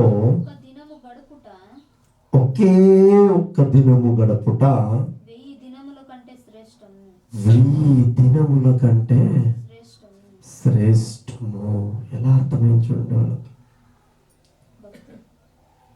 ఎంత భక్తి పరులు చూడండి. ఒక్క దినముని ఆలయములో గడిపితే ఎన్ని దినములతో సమానం అండి? 1000 దినములతో సమానం అండి. 1000 దినములతో సమానం. ఒకే ఒక్క దినం దేవుని ఆలయంలో గడిపితే 1000 దినాలకు సాటి అండి. ఎవరైనా వదులుకుంటారండి? వదులుకుంటారా ఇలాంటి అవకాశాన్ని? 1000 దినాలు గడవాలంటే ఎంత పోవాలండి, ఎంత కావాలండి మనకు? ఊరికి అయిపోతాయా 1000 దినాలు? ఊరికి వెళ్ళిపోతాయా అవంతికమే? ఒక్క దినం గడవాలంటే ఏం కావాలండి? స్టార్టింగ్ లేవగానే ఒక్క దినం గడవాలంటే నీళ్ళు తాను ఇంకా ఆలోచించండి ఎన్ని కావాలండి ఒక మనిషికి ఒక్క దినము గడవాలంటే. అలాంటిది 1000 దినాలు గడిపినట్లంటే ఆయన సన్నిధిలో ఆయన మాటలు వింటే ఎంత ప్రయోజనమో చూడండి మనకు. ఎంత ప్రయోజనం అండి ఆయన మాటలు వింటే. నిజంగా ఎరిగిన నువ్వు ఏం చేశాడో తెలుసా? మనలాంటి మనం ఆలోచించినట్టు ఆలోచిస్తే దిగగానే ఏం చేసేవాడో మనకు అందరికీ తెలుసండి. తెలుగులో ఒక సామెత ఉందండి. నీళ్లు దాటే వరకు మల్లన్న వాడు నడుపుతాడు కదా, మల్లన్నని ఏంటి మల్లన్న నీకు సాటి ఎవరన్నా అనేవారంట నీళ్ళు దాటించే వరకు. ఆ దాటి బయటికి వెళ్ళాక బోడి మల్లన్న నీ బ్రతికి ఎంత అనుకుని వెళ్ళిపోయారంట. ఎందుకు చెప్పండి? దాటేశారు కాబట్టి, నీళ్ళు ఒడ్డుకు దాటేశారు కాబట్టి పోవడం. దేవుని విలువ మర్చిపోయే స్థితి ఎలా ఉంటుంది? దేవుని విలువ ఎరిగిన వారి స్థితి చూడండి ఒకసారి. నోవహు దిగగానే ఏం చేశాడో చూడండి. ఆదికాండము 8వ అధ్యాయము 8వ అధ్యాయము ఆదికాండము 8వ అధ్యాయము 20వ వచనం చదవండి ఒకసారి. అప్పుడు నోవహు యెహోవాకు బలిపీఠము కట్టి పవిత్ర పశువులన్నిటిలోను పవిత్ర పక్షులన్నిటిలోను కొన్ని తీసుకొని ఆ పీఠము మీద దహన బలి అర్పించెను. అప్పుడు అప్పుడు యెహోవా మాట విన్న నోవహు ఏమయ్యాడండి? కాపాడబడ్డాడు. కాపాడబడిన నోవహు ఆయనకి ఏమైనా అవిధేయత చూపిస్తున్నాడో చూడండి. ఇక్కడ విధేయత చూపిస్తున్నాడా, అవిధేయుడయ్యాడా? దేవునికి కాపాడాడు కదా, వాడలోకి చేర్చాడు కదా, నన్ను నా కుటుంబాన్ని అందరినీ భద్రపరిచి వాడలో నుంచి దింపాడు కదా. దింపిన వెంటనే, కాపాడిన వెంటనే ఇప్పుడు క్రైస్తవులు ఎలా ఉన్నారంటే, ఏదైనా ఆపద వచ్చినప్పుడు ప్రభువా నన్ను కాపాడు ప్రభువా, నా కుటుంబాన్ని కాపాడు ప్రభువా, నా బిడ్డను కాపాడు ప్రభువా అని మొత్తుకుంటారు. దేవుడు కాపాడాడు అనుకోండి, కనికరించి కాపాడాడు అనుకోండి, మర్చిపోతారు లేదండి. చాలా మంది మర్చిపోతారండి. కృతజ్ఞత ఉండదు వాళ్ళకి, కృతజ్ఞత అస్సలు ఉండదు, మర్చిపోతారు. కానీ నోవహు దిగగానే చూడండి ఏం చేశాడు. అప్పుడు నోవహు యెహోవాకు బలిపీఠము కట్టి పవిత్ర పశువులన్నిటిలోనూ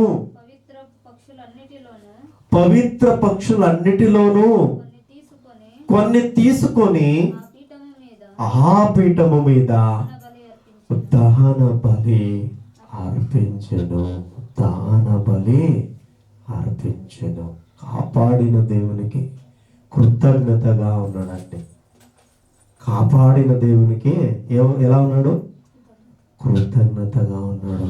నిన్ను కాపాడాను కదా, లోకములో నుండి నిన్ను విడిపించాను కదా, నీతిగా బ్రతుకు, యథార్థంగా బ్రతుకు, పరిశుద్ధంగా బ్రతుకు, నా ఆలయానికి వచ్చి ప్రతి వారము నా సన్నిధిలో గడుపు. నా సన్నిధిలో ఒక్క దినము గడుపుట 1000 దినాలతో సమానమని చెబితే ఆ ఒక్క దినం కూడా గడపలేకపోతున్నారండి. ఆ ఒక్క దినాన్ని కూడా అశ్రద్ధగా తీసుకుంటున్నారు. పోతే పోవచ్చు, ఉంటే ఉండొచ్చు. ఎవరు అడుగుతారు? రాకపోతే నన్ను ఎవరైనా అడుగుతారండి?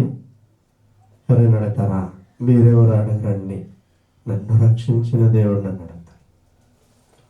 నన్ను రక్షించిన దేవుడు నన్ను అడుగుతాడు. నన్ను కాపాడిన దేవుడు నన్ను అడుగుతాడు. నిన్ను కాపాడాను కదా, నా సన్నిధికి ఎందుకు రావట్లేదు? నా మాటలు ఎందుకు వినట్లేదు? కొంతమంది ఆలోచన ఎలా ఉంటుందో తెలుసా? వాళ్ళకేం తెలుసు, వీళ్ళకేం తెలుసు? వాళ్ళు చెప్పేదేంటి, వీళ్ళు చెప్పేదేంటి? అన్నీ తెలుసు కదా, వచ్చి నేర్చుకోవచ్చు కదా. వేదిక ఉందా లేదండి? ఇప్పుడు ప్రార్థన చేయడానికి ఎవరైనా రమ్మంటే వచ్చి ప్రార్థించవచ్చు కదా. ప్రార్థించవచ్చా లేదా? ప్రార్థించవచ్చు. అవకాశాన్ని ఇచ్చాడు దేవుడు. కొంతమంది ఉపయోగించుకుంటున్నారు, కొంతమంది ఏదో చెప్పారు వింటున్నా వెళ్తారు. ఉపయోగించుకోవాలా వద్దా? ఉపయోగించుకోవాలి. నోవహు కాపాడిన వెంటనే, ఆయన బయటికి రాగానే, ఆయన ఒక్కడే కదండి భూమి మీద ఉండేది. ఆ రోజు ఒక్కడే కదా యువతకు వచ్చింది. కుటుంబంతో పాటు వాళ్ళు మాత్రమే ఉన్నారు కదా. విచ్చలవిడిగా ఉండొచ్చా లేదా? తప్పాడా? లేదు. భయపడ్డాడు, దేవునికి భయపడ్డాడు. ఆయన కరుణకు, ఆయన కృపకు కృతజ్ఞత చూపించాడు. కృతజ్ఞత చూపించాడు. ఆ హోమం కట్టాడు కదా, అప్పుడు అంటాడు కదా దేవుడు, చూడండి చూస్తూ దేవుడు ఒక మాట అన్నాడు. ఈ రోజు కూడా ఆ మాట తప్పలేదండి దేవుడు. ఈ రోజు కూడా ఎన్ని సంవత్సరాలు అయిందండి? చాలా సంవత్సరాలు గతించిపోయాయి. చాలా సంవత్సరాలు, కొన్ని వేల సంవత్సరాలు గతించిపోయాయి. ఈ రోజు కూడా నోవహుకి ఇచ్చిన మాట దేవుడు తప్పలేదండి. నిజంగా తప్పలేదు. చదవండి అన్నమాట, చదవండి. 21వ వచనం నుండి చదవండి. ఇంపైన సువాసన ఇక మీదట నరులను బట్టి భూమిని మరలా మరలా శపించను. శపించుంటే ఉండేవారమా మనము? ఉండేవారమండి? భూమిని మరలా శపించుంటే ఉండేవారమా మనము? భూమి మీద ఉండేవారమా? లేదండి. నోవాహుకి ఇచ్చాడు. నోవాహు, నిన్ను కాపాడాను, నువ్వు కృతజ్ఞత నాకు చూపించావు, నువ్వు ఏం చేసావు? లోబడ్డావు నాకు, నేనేం చెబితే అది చేసావు. చేసిన తర్వాత నేను నీకు ఒక హెల్ప్ చేస్తే దాన్ని నువ్వు మరవలేదు, కృతజ్ఞత చూపించావు. ఆ వాసన, ఆ సువాసన ఆయన ఆస్వాదించి చెప్తున్నాడు, ఇక మీదట నేను భూమిని మరలా శపించను. ఎందుకనగా నరుల హృదయాలోచన వారి బాల్యము నుండి చెడ్డది. నేను ఇప్పుడు చేసిన ప్రకారము ఇక సమస్త జీవులను సంహరింపను. భూమి నిలిచి ఉన్నంత వరకు చదువు ఒకసారి. వెదకాలమును కోతకాలమును శీతోష్ణములను వేసవి శీతకాలమును రాత్రి పగుళ్ళును ఉండక మానవు. మిస్ అయిందండి ఏదైనా? ఇట్లా రాయించిన వాటివి దేవుడు ఆ రోజు నోవాహుకి ఇచ్చిన మాట ఏదైనా తప్పాడండి? తప్పాడా? ఏది తప్పలేదండి. ఈ రోజు వరకు అలాగే ఉంది, అలాగే వస్తున్నాయి. ఎండాకాలం వస్తుంది, వానాకాలం వస్తుంది, చలికాలం వస్తుంది. ఎండ ఎక్కువగా ఉండదు, వర్షం ఎక్కువగా పడదు. ఏది కూడా మనల్ని నశింపచేయదు. అలాగే చూస్తుంటున్నాడు దేవుడు. ఎందుకు చేశాడు? ఒక్కని ద్వారా భూమికి ఆశీర్వాదం వచ్చింది, ఒక్కని ద్వారా మనకందరికీ ఆశీర్వాదం వచ్చింది. లోబడాలండి దేవునికి. మనం ఒక్కొక్కరిగా లోబడితే నిజం ఎంతో మంది సత్యము తెలియక బయట ప్రపంచంలో నశించిపోతున్నారండి. మనమే లోబడకపోతే, మనమే విధేయత చూపించకపోతే, మనమే ఆయన మాట వినకపోతే ఇంకెవరు వింటారండి? ఎవరు వింటారండి? ఎవరు వింటారు? అసలు తెలియదు కదా, వాళ్ళ తప్పు కాదు అది. సత్యం తెలియదు కదా, దేవుడు మా కొరకు ఏం చేశాడని తెలియదు కదా. వారు ఎలా అంటారు? దేవుడు నా కొరకు ఏం చేశాడో మనం తెలుసుకుంటే, మనం నేర్చుకుంటే, మనము లోబడితే ఇతరులకు మార్గదర్శులుగా ఉంటాం. రక్షించబడడానికి, ఇతరులు రక్షించబడడానికి మనం మార్గదర్శులుగా ఉంటాం. అలా ఉండాలని కోరుకుంటున్నాడు. అందుకే మనల్ని ఏమన్నాడండి దేవుడు? ఈ లోకానికి మీరు ఎవరన్నాడు? ఉప్పై ఉన్నారన్నాడు. ఎంత చాలాసార్లు మాట చెప్పాను నేను. ఎంత సాంబార్ టేస్ట్గా చేసినా ఉప్పు వేయకపోతే అది ఏం ప్రయోజనం ఉండదు. మనం మారకపోతే, మనం లోబడకపోతే, ఆయన చెప్పిన ప్రతి పని మనం చేయకపోతే మనం ఉప్పుగా ఉండము, ఇతరులకు ప్రయోజనకరంగా ఉండము. నోవాహు ద్వారా ఇన్ని సంవత్సరాలైన ప్రతి ఒక్కటి క్రమపరిచేశాడంటే దేవుడు. ఇప్పుడు ఎప్పుడైనా మనం బయట వర్షం పడి నిలిచాక బయట చూస్తే మనకేం కనబడుతుందండి? కామన్ వెలుగు. అది గుర్తుగా పెట్టాడు నోవాహు. ఇక మీదట ఇలాంటి వర్షాన్ని నేను రానివ్వను, ఇది గుర్తులో నీకు అని. నేటికి అది కనబడుతుందా? ఏ ఒక్క క్రైస్తవుడైనా ఆలోచిస్తున్నారా, గమనిస్తున్నారా దాన్ని? దేవుడు నా కొరకై గుర్తుగా పెట్టాడు. ఆ రోజు నోవాహుకు చెప్పాడు, జలప్రళయానికి రానివ్వను, ఇదే నీకు గుర్తుగా ఉంచాను చెప్పాడు. ఆలోచిస్తున్నారా? ఆలోచిస్తే మారతారా లేదండి? తప్పక మారతారండి. దేవుని కార్యాలు ఆలోచిస్తే తప్పక మారతారు, తప్పక మారగలము, తప్పక దేవుని కొరకై మనం నిలబడగలం. బలంగా నిలబడిపోవాలండి. ఏమండి ఎన్ని రోజులు ఉంటాం ఈ లోకంలో? బలంగా నిలబడిపోవాలి, సాక్షి బిడ్డలు ఉండాలి. అదే ఆయన కోరుకునేది. చేసి చూపించాడు. అలాగే ఒక్కొక్క భక్తుని గురించి మనం చూస్తూ వస్తే చూడండి, ఆదికాండము మొదటి అధ్యాయము 12వ అధ్యాయం మొదటి వచనంకి వచ్చేసరికి ఇక్కడ నోహు మొదటి కుమారుని సంతానము ద్వారా ఎవరిని ఎంచుకున్నాడు? అబ్రహామును ఎంచుకున్నాడు అని మాట్లాడుకున్నాం కదా. ఆయన ఎలా ఉంటున్నాడో చూడండి. 12వ అధ్యాయం మొదటి వచనము, యెహోవా నీవు లేచి నీ దేశము నుండి, నీ బంధువుల యొద్ద నుండి, నీ తండ్రి ఇంటి నుండి బయలుదేరి నేను నీకు చూపించు దేశమునకు వెళ్ళుము అన్నాడు. వెళ్ళుము అన్నాడు.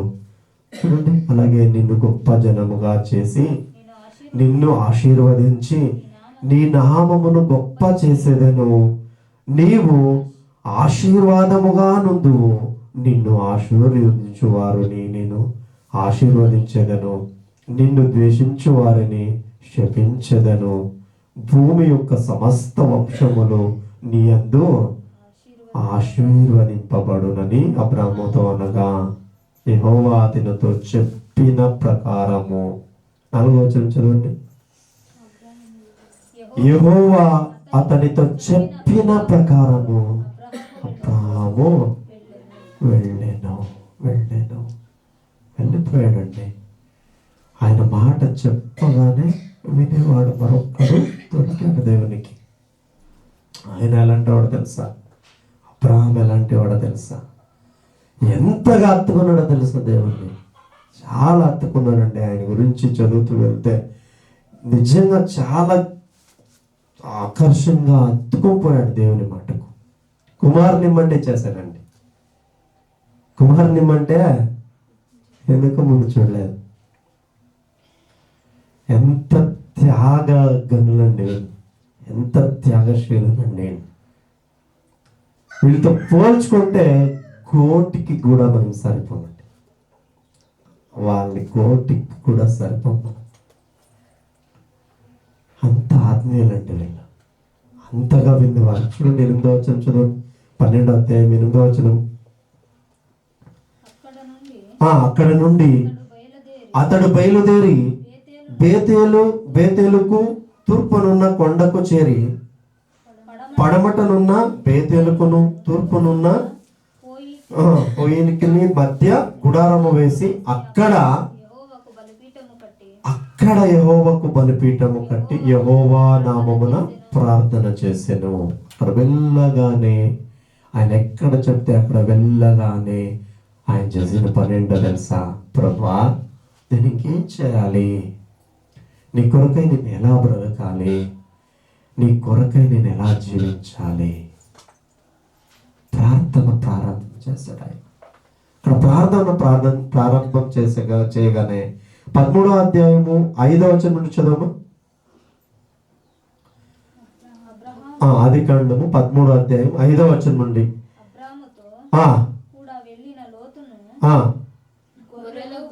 యెహోవా నామమున ప్రార్థన చేసెను. అబ్రహాముతో కూడా వెళ్ళిన లోతుకును గొర్రెల గుడ్లు గుడారములు ఉండెను గనుక వారు కలిసి నివసించుటకు ఆ ప్రదేశము చాలకపోయెను.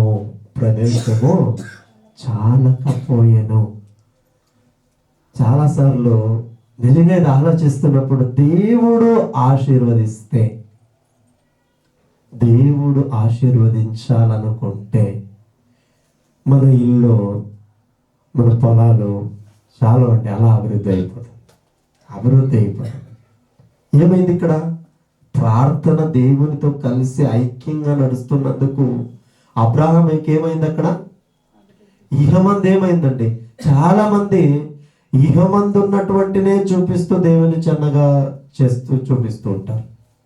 ఇహమందు ఉన్న వాటిని చూపిస్తూ, వాటి కొరకై ప్రార్థన చేయిస్తూ, వాటి కొరకై విజ్ఞాపనలు చేయిస్తూ, వాటి కొరకై ప్రజలు ఉపవాసాలు పెడుతూ, ఇవి కావాలా, ఉపవాసాల నుండి ప్రార్థన చేయి, వేడుకో, గోజాడు.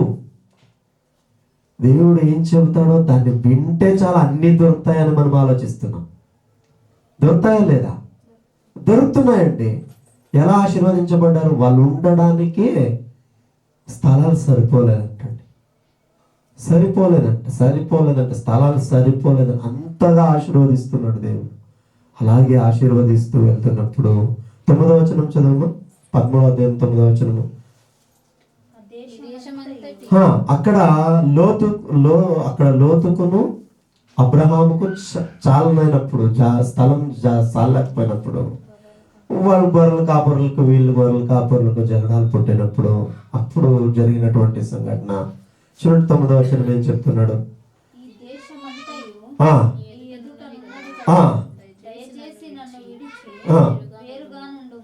వేరుగా ఉండము. ఏంటండి ధైర్యము? ఏంటి ధైర్యము? నిజంగా నువ్వు ఇక్కడ బాగుందని అక్కడికి వెళ్ళిపోతే పో, ఇక్కడ బాగలేనున్న చోట నాకు వదిలేస్తే నన్ను అక్కడే విడిచి పెట్టి అక్కడే వెళ్తాను నేను. నాకేం ధైర్యం అంటే ఆయన నాతో ఉంటే చాలు, దేవుడు నాకు సహాయకుడుగా ఉంటే చాలు. ఎంత విశ్వాసం అండి, ఎంత విశ్వాసం! ఇలాంటి విశ్వాసాలు నిజంగా మనకు రావాలండి, మనకు కావాలి ఇలాంటి విశ్వాసాలు. ఏమున్నా లేకపోయినా, ఎంత ఉన్నా ఏమీ లేకపోయినా దేవుడు నాకుంటే చాలు, దేవుని బిడ్డగా నేనుంటే చాలు, దేవుడితో ఐక్యత నాకుంటే చాలు, దేవునితో ఐక్యత మనకుంటే చాలు. ఆ ప్రదేశం ఎలాంటిదైనా ఎక్కడ ఉన్నా దేవుడు మనకు సహాయం చేస్తే చాలు. ఉంటాయా మన అవమానాలు? దేవుడు సహాయం చేస్తే, దేవుడు సహాయం మనకు అనుకుంటే ఉంటాయండి. మనకు అవమానాలు ఉంటాయా? మనం లోబడితే అవమానాలు ఉంటాయా? దేవునికి లోబడలేదు అనుకోండి, అవమానమే మిగులుతుంది. దేవుని మాటకు విధేయత చూపించలేదు అనుకోండి, అవమానమే మిగులుతుంది. ఆఖరికి నిజంగా అవమానమే మిగులుతుందండి. ఎంతో మందికి అయిపోయింది అలా. ఎంతో మంది భక్తులు అనుభవించేశారు. దేవునికి అవిధేయులై చాలా మంది నశించిపోయారు. దేవి మాట విన్నారు, విని పక్కన పెట్టి ముందుకెళ్ళారు, నాశనం అయిపోయారు, అవమానాలు పాలు పొందిపోయారు. అలాంటి అవమానాలు మనకు వద్దండి. ఆయన ఏది మాట్లాడతాడో, ఆయన ఏది చెబుతాడో అది విందాం, చేద్దాం, ఫలిద్దాం. ఏం చెప్పాడండి మనకందరికీ? ఏం చెప్పాడు ఆయన మనకందరికీ? క్రైస్తవులుగా, ఇశ్రాయేలీలుగా ఉన్న మనల్ని, మన పితరుల్ని, మనకు వచ్చేసరికి మనల్ని ఏం పేరు పెట్టాడు? క్రైస్తవులుగా పేరు పెట్టాడు. ఈరోజు క్రైస్తవులుగా ఉన్న మనకి ఏం చెప్పాడు? ఏం చెప్పాడండి దేవుడు? ఏం చెప్పాడు? ఒక మాట చెప్పండి. కానీ నాకు లోబడండి. మరలా ఆయన ఇష్టానుసారంగా నడవండి. అలాగే ఇంకా ఉన్నాయి చాలా. అంతేనా? రెండు మాటలేనా? దేవుని మాటలు 2 మాటలేనా? మనకు తెలిసింది ఇంతవరకు నేర్చుకోండి, ఇన్ని రోజుల నుండి నేర్చుకోండి. నేను పరిశుద్ధుడను కనుక మీరు కూడా ఏం కలిగి ఉండాలి? పరిశుద్ధత కలిగి ఉండాలి. పరిశుద్ధత అంటే ఆయన ప్రాణం అండి. ఆయనే పరిశుద్ధుడు, ఆయనే పరిశుద్ధుడు. ఆయన పరిశుద్ధుడు కనుక ఆయనను వెంబడిస్తున్న మనం పరిశుద్ధత కలిగి ఉండాలి. అదే ఆయన కోరుకునేది మనల్ని. మన ఆస్తి అడుగుతున్నాడా? మనకున్నదంతా ఆయన ఇచ్చిందే కదా. లేదండి నేను ఈరోజు చెడిపోతా, రేపు ₹1,00,000 దేవుని కొరకై ఖర్చు పెడతా, ఒప్పుకుంటాడా? తెలిసి చెడిపోతే ఒప్పుకుంటాడండి? ఒప్పుకోడు. తెలుసు, నీకు వాక్యం తెలుసు, నీకు తెలుసా లేదా? దేవుడు ఏం కోరుకుంటాడు? మనల్ని ఏం కోరుకుంటాడు? మీరు పరిశుద్ధులుగా ఉండండి, నేను పరిశుద్ధుడును కనుక మీరు కూడా పరిశుద్ధులుగా ఉండండి. ఈ వాక్యం తెలుసు కదా? తెలుసా లేదా? తెలుసు. రేపటి నుంచి మనం ఎలా ఉండాలి? తప్పనిసరిగా పరిశుద్ధంగా ఉండాలి. నోవహు విన్నాడు, పాటించాడు, ఫలితాన్ని అనుభవించాడు. అనుభవించాడా లేదా? కృతజ్ఞత కలిగి ఉన్నాడా లేదండి? నువ్వు వాడ చేసుకోను, దాంట్లో చేరుకో, నీ కుటుంబాన్ని అందరినీ కాపాడుకున్నాడు. బయటకు వచ్చాక దౌర్జన్యం చేశాడా? కాపాడాక అవిధేయుడయ్యాడా? లేదండి, లోబడ్డాడు.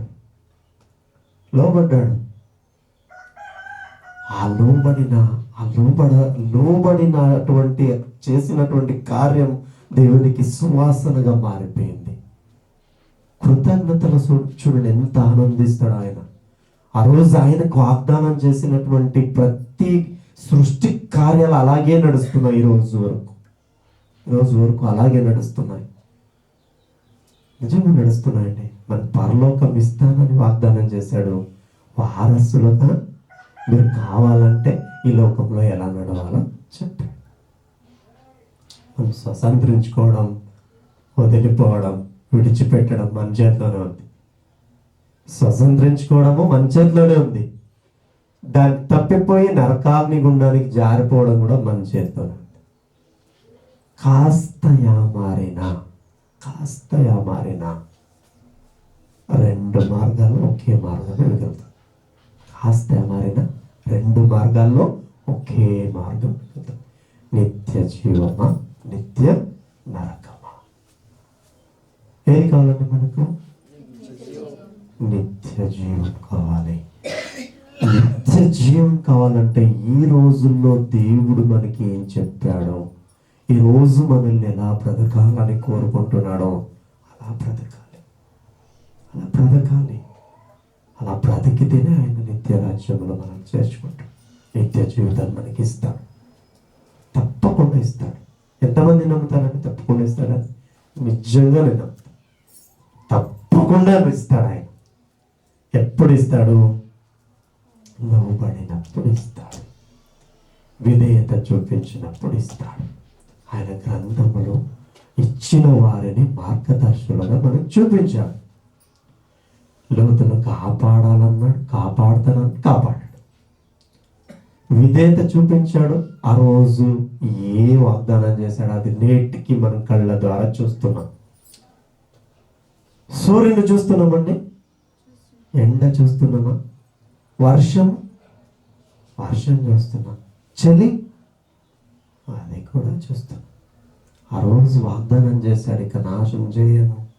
హృదయాలు వచ్చిన అరుణి హృదయాలు వచ్చిన ఊహ వచ్చినప్పటి నుంచి చెడుదని ఆయన తెలుసు. మనం తప్పిపోదామని తెలుసు. ఆయన వాక్యాన్ని పంపించి మనల్ని రక్షించాడు. రక్షణలో ఉన్నామండి మనము, నిజంగా రక్షణలో ఉన్నాం. చాలా మంది తప్పిపోతున్నారు, వాక్యానికి అవిధేయులైతున్నారు. నిజంగా దేవుడు వారిని క్షమించును కాక, వారిని రక్షించును కాక, మరలా వారి మనోనేత్రాలు వెలిగింపబడును కాక. ప్రార్థన చేద్దాం. ఎంతో మంది సంఘానికి వస్తూ ఆయన మాటలు వింటూ తప్పిపోతున్న వారి కొరకే ప్రార్థిద్దాం. వాళ్ళు తెలుసుకోవాలి, మొదట దేవుని దగ్గరకు వస్తున్నా ఆయన మాట అర్థం చేసుకోవాలి. వారి కొరకై ప్రార్థిద్దాం. వారు రక్షించబడిన తర్వాత ఇతరులకి కూడా వారు మార్గదర్శులుగా ఉండాలని ప్రార్థిద్దాం. నిజంగా ఎంతో మంది బోధిస్తున్నారు, బోధించిన బోధ ప్రకారం జీవితాలు లేకపోతున్నాయి. వారి కొరకై ప్రార్థిద్దాం. నేటి సంఘాల్లో నిజంగా ఒక గ్రామానికి సువార్తకి వెళ్ళినప్పుడు, పోయిన వారం సువార్తకి వెళ్ళినప్పుడు ఒక ఆయన వాదించాడు నాతో. అంతా మా బ్యాచ్ అంతా వెళ్ళిపోయాక బైక్ ఒక్క దగ్గర పెట్టాను నేను. అక్కడికే వాళ్ళ ఇంటి దగ్గర పెట్టాను నేను. వాళ్ళ ఇంటి దగ్గరికి వెళ్ళాను నేను.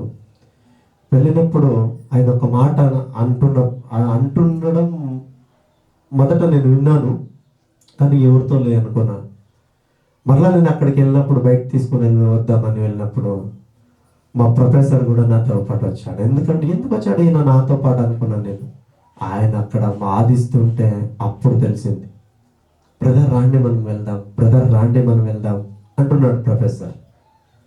కానీ ఆయనకు నేను చెప్పిన మాట, అన్నా స్వార్థకు వచ్చినప్పుడు నేను బయటికి వెళ్ళండి అని చెప్పిన వాడిని. నేను సువార్త ఎవరో తెస్తే మా గ్రామానికి, బయటికి వెళ్ళండి, మీకేం పొందుపాట్లు లేదా, భోజనం ఎక్కడ దొరకదా, బయటికి వెళ్ళండి అన్నవాడిని.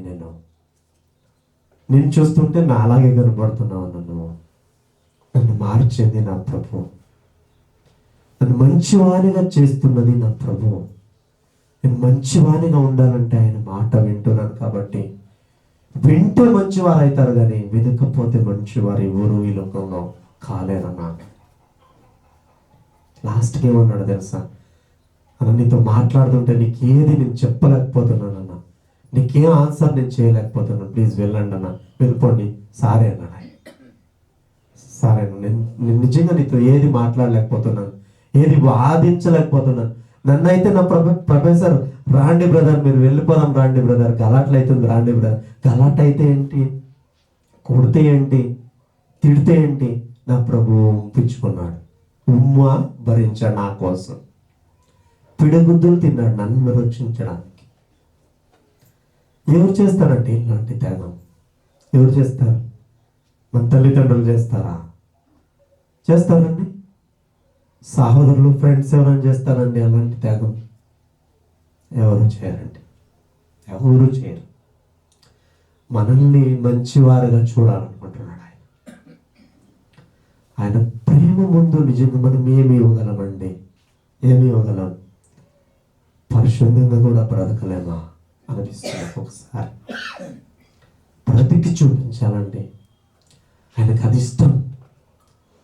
మన హృదయంలో ఆయన ఏం కోరుకుంటాడో తెలుసా? చాలా ఇష్టంగా చూసేది పరిశుద్ధత. పరిశుద్ధంగా ఉన్నావా నా కుమారుడా, నేను నీతో ఉంటా. సర్వ సృష్టికి కారణభూతుడైన ఆయన నాతో ఉండటం ధన్యత కదా, మీతో ఉండటం ధన్యత కాదా? అలాంటి ధన్యతగా మనం మారాలండి. అలాంటి ధన్యతలోనికి మనం నడవాలండి. దేవుడు సహాయం చేయను కాక. నా మాటలు ముగిస్తున్నాం. ప్రార్థించు. పరిశుద్ధుడా, మహాపరిశుద్ధుడా, సర్వోన్నతుడా, సర్వశక్తిమంతుడా, ఈ మాటల్లోని సత్యాంశాలు ఎంతో గొప్పవి, ఆదరించేవి, బలపరిచేవి, మమ్మల్ని స్థిరపరిచేవి. సత్యమందు వారిని స్థిరపరచమన్నమాట. తండ్రి, నీకు విధులైన వారు ఎంత మేలు పొందుకున్నారో, ప్రపంచమంతా మునిగిపోతున్నప్పటికీ నీ కనికరం పొందినవాడు రక్షించబడ్డాడు. ఇలాంటి గొప్పదైన సంగతులు మాకు ఈరోజు తెలియపరచారు. లోబడ్డాడు ప్రభువా, లోబడి మరలా నీ ద్వారా మేలు పొంది కృతజ్ఞత చూపించాడు. నేటి కాలంలో ఎంతో మందిని లోకంలో నుంచి విడిపించారు, పాపములో నుండి విడిపించారు, పరిశుద్ధంగా జీవించమంటున్నారు, కానీ వినలేకపోతున్నారయ్యా. క్షమించండి తండ్రి. లాంటి వారిని క్షమించండి, వారి మనోనేత్రములు తెరవండి. మీరేం కోరుకుంటారో పరిశుద్ధతనే కదా, నీతినే కదా, యథార్థతనే కదా ప్రభువా. వాటిని కూడా ఇవ్వలేక అపరిశుద్ధులుగా మారిపోతున్నారు ప్రభువా. ఎంతో మంది మారిపోతున్నారు. నీ పేరు చెప్పుకుంటూ, నీ నామాన్ని అవమానపరుస్తూ సువార్తకి వెళ్తుంటే, తండ్రి వాళ్ళు అలా చేశారు, వీళ్ళు ఇలా చేశారు, ఏది నీ గొప్ప, ఏది నీ దేవుడు చేసింది, ఏది ఇదేనా అంటున్నారయ్యా. తండ్రి, మిమ్మల్ని బట్టే కదా నా నామం అవమాన పాలవుతుందన్న మాట మేము కళ్ళారా చూస్తున్నాం, చెవులారా వింటున్నామయ్యా. క్రైస్తవులైన వారే పాపములో పడిపోతూ, నీచమైన పనులు చేస్తూ, హేయమైన పనులు చేస్తూ నిన్ను బాధ పెడుతున్నటువంటి సమయంలో మేము ఉన్నాం. తండ్రి, వారి కొరకై ప్రార్థిస్తున్నాం. సహాయం చేయండి, రక్షించండి, కాపాడండి. మమ్మల్ని కాపాడుతున్నందుకు మీకు వందనాలు చెల్లిస్తున్నాం. ఈ మాటలు ధ్యానించుకోవడానికి సహాయం చేస్తున్నందుకు వందనాలు చెల్లిస్తున్నాం. మరింత లోతైన భావాలు మీరు ఏదైతే నీ గ్రంథంలో రాయించారో ఒక్కొక్కటిగా నేర్చుకుంటూ మా జీవితాలు సరి చేసుకుంటూ తండ్రి మీరు ఇచ్చే నిత్య జీవంలో పాలు పొందేవారుగా మమ్మల్ని సిద్ధపరచమని, వాక్యం ఎంతమంది అయితే వింటారో అందరినీ మీరే కాపాడమని, రక్షించమని, అందరినీ పాద సన్నిధిలో సమర్పిస్తూ తండ్రి నీ సన్నిధి కోల్పోతున్న వారిని, నీ సన్నిధిలోకి రాలేకపోతున్న వారిని, అశ్రద్ధగా తీసుకుంటున్న వారిని, కేవలముగా తీసుకుంటున్న వారి మనోనేత్రములు తెరిచి దుష్టుని ఆలోచన నుండి విడిపించమని, నీ ఆలోచన వారి పట్ల నెరవేర్చమని సంఘాలందరినీ నీ చేతుల్లోనికి సమర్పిస్తూ చిన్న సంఘాన్ని కూడా మీరే జ్ఞాపకం చేసుకొని కాపాడమని, రక్షించమని, సంఘానికి మీరే శిరస్సుగా ఉండి శిరస్సుకు లోబడే గుండముగా మమ్మల్ని అందరినీ మార్చమని సయాని అతి పరిశుద్ధమైన నామమున ఇచ్చిన ప్రార్థన సమర్పించుకొని వేడుకొని పొంది ఉన్నామని నమ్ముచున్నాము మా కన్న తండ్రి. ఆమేన్. పేరిట మరొకసారి మీ అందరి నరుతపడవాలని థ్యాంక్ యూ. ఇంతవరకు శ్రద్ధగా విన్న వాక్యం మీ హృదయంలో, మీ అందరి హృదయంలో, మనందరి హృదయంలో ఫలించును గాక. ఆమేన్. Thank you.